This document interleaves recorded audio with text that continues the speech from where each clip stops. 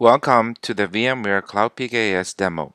In this video, we're going to show how you can bring up a enterprise-grade production quality Kubernetes cluster and start deploying complex multi-tier application in minutes.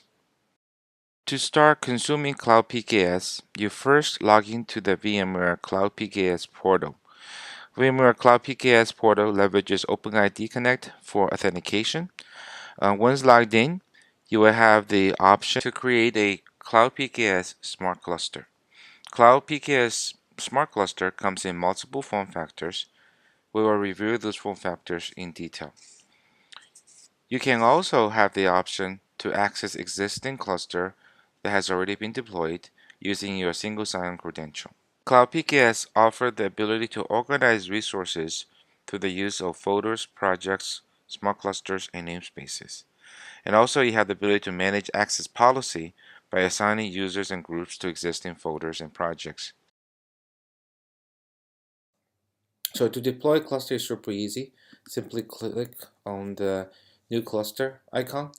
You have two types of cluster to choose from. You have we support the deployment cluster where it's best suited for a testing type of activity where redundancy is not a requirement and you just want to quickly validate to see if your app is behaving the way it is.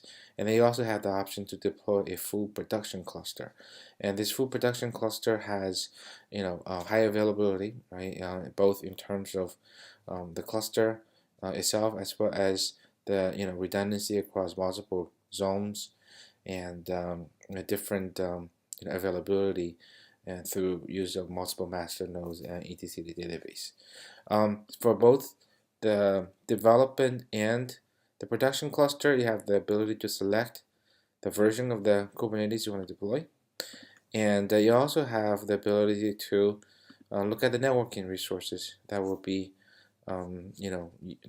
recreated to support the underlying cluster infrastructure. So in the case of development cluster, the addresses are fairly fixed. You don't have the ability to update those. But for the production cluster, you can actually customize the addresses based on your organizational policies. So you can change the subnets, but you need to make sure that you do not overlap the IP subnets with existing resources you have in your VPC.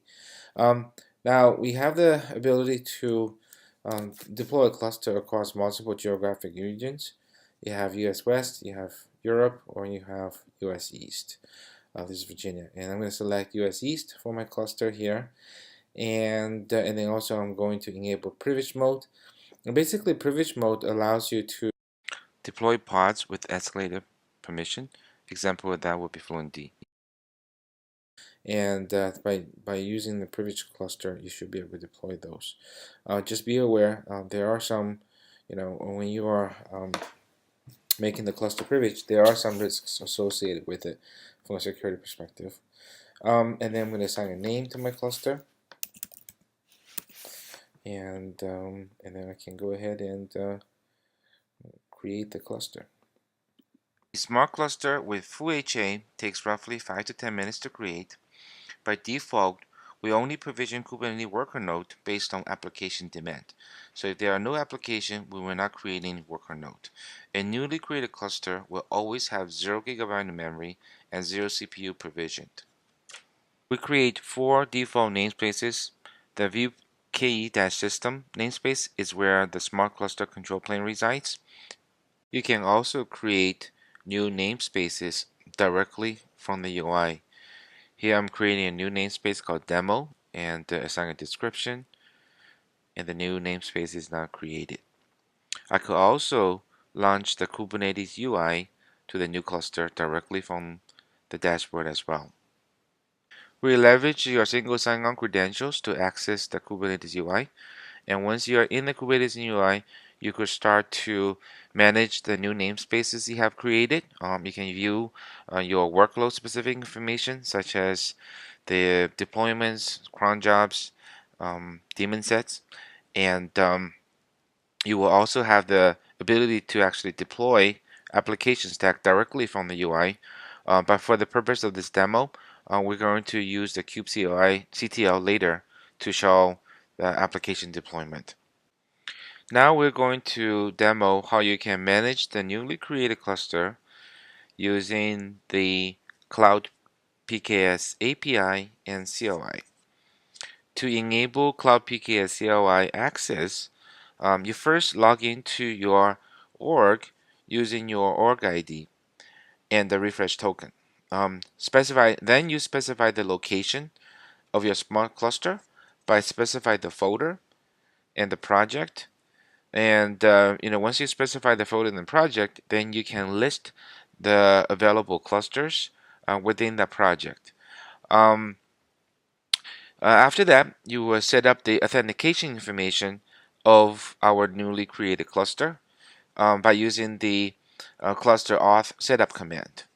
The cluster setup auth command effectively updates your kubectl configuration file with your OIDC token and sets the cluster context to the cluster is specified. Once that is done, once the kubectl config is generated using the auth command, now you can leverage the native Kubernetes command to manage your cluster. Before I demo the Cloud PKS CLI, let me first show you where to obtain the organization ID and refresh token. You can obtain the organization ID by click the org name and the organization ID field from the UI. To obtain the refresh token, click on My Accounts, API token. Refresh token is the first line on the newly generated page. Successful. And we'll set the folder context.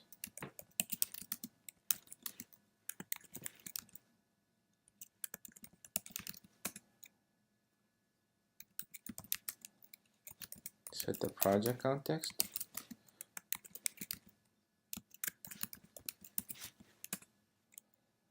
And now I can look into my cluster.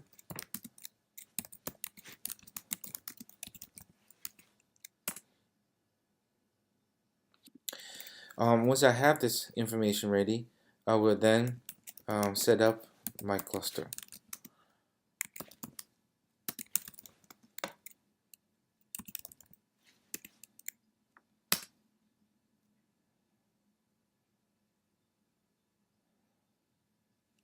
And once this is set up, I now have the ability to look into the namespace and pod, which is nothing. This default Kubernetes service. So now we're going to look at how to deploy application on the cluster that we have just deployed. So we're going to look into the node status. So we have a concept of a smart cluster, meaning that we are not going to create any worker nodes until there's an application that requires it. Now let's create an application. So I have a demo chat program. So I have this program here that basically is a very simple two-tier application with a front end and a MongoDB. And then to support this application, basically you have a front-end deployment. Is two deployments. You have a Kubernetes deployment for a front end, and then you have a database, Mongo database with one replica set. And then you have two types of services, the internal DB, and then you have the external load balancer service that's accessible from the outside. And I'm going to show how this is going to be consumed. So let's look at the demo. So this is a deployment with 3 replicas and with port 5000 and with the load balancer type. And this is the type load balancer here. So I'm going to create this application. The first action Cloud PKS will perform is to create sufficient worker nodes required for the application. And once the worker node is created, Kubernetes scheduler will schedule the pod and service creation on the new worker node. Once pods and services are active, Kubernetes will then register the newly created pods to the services based on label selector. A label selector is something you defined in the YAML of the Kubernetes configuration, and that basically determines what resources map to what services. Once we confirm the expected pods and the services are running active, we can then use the kubectl describe service command to obtain the external IP address, or in this case, the load balancer that's required for us to reach and validate the application. Simply copy the fully qualified domain name of the address and go to your browser and open a new window and paste the address into the URL window, and now our application is running. This concludes our demo. Thank you so much for watching the video, and I hope you find this information to be helpful, and I encourage you to try out Cloud PKS today. Thank you.